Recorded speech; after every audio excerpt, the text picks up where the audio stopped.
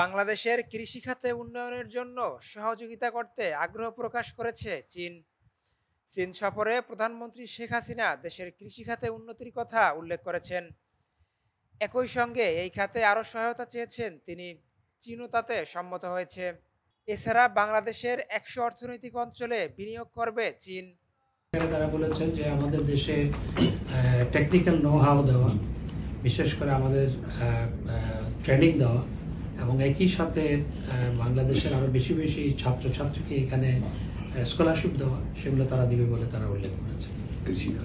এবং কৃষিখাত, চায়নার মহামান্য রাষ্ট্রপতি তিনি গুরুত্ব সহকারে বলেছেন যে যে কোনো দেশের জন্য কৃষি উৎপাদনে স্বয়ংসম্পূর্ণ হওয়া সেটি অত্যন্ত গুরুত্বপূর্ণ। তিনি আরও সবিস্তারে বলেছেন, যখন পৃথিবীতে কোল্ড ওয়ার চলছিল, স্নায়ুযুদ্ধ চলছিল, তখন চায়নাকে কৃষি খাতে স্বয়ংসম্পূর্ণ করার উপর গুরুত্ব দিয়েছে।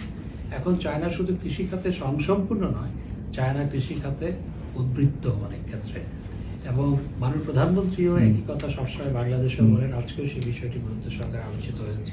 মাননীয় প্রধানমন্ত্রী যেটি বলেছেন যে আমরা কৃষিক্ষেত্রে আমরা প্রায় অনেক ক্ষেত্রেই স্বয়ংসম্পূর্ণ।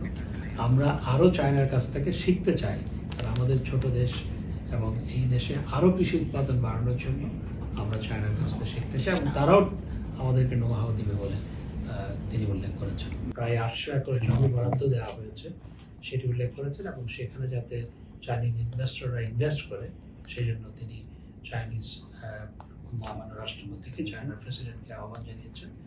এবং একই সাথে বাংলাদেশের 100টি অর্থনৈতিক অঞ্চল এবং আইটি ভিলেজগুলোতে চাইনিজ ইনভেস্টমেন্টের জন্য তিনি আহ্বান জানিয়েছেন। এবং চায়নার মহামান্য রাষ্ট্রপতি তিনিও বলেছেন যে আমরা আরো অব্যাহতভাবে আরো বেশি করে বাংলাদেশে আমরা বিনিয়োগ করতে চাই এবং আন্তর্জাতিক ফোরামে আমরা একসাথে কাজ করব বিশ্ব শান্তি এবং সমৃদ্ধির লক্ষ্যে। বাংলাদেশ এবং চায়না একসাথে কাজ করবে এবং চায়নার প্রেসিডেন্ট বাংলাদেশের যে পজিশন আন্তর্জাতিক অঙ্গনে ওয়ান চায়না পক্ষে বাংলাদেশের যে পজিশন, সেজন্য তিনি বাংলাদেশকে ধন্যবাদ জানিয়েছেন, প্রধানমন্ত্রীকে ধন্যবাদ জানিয়েছেন।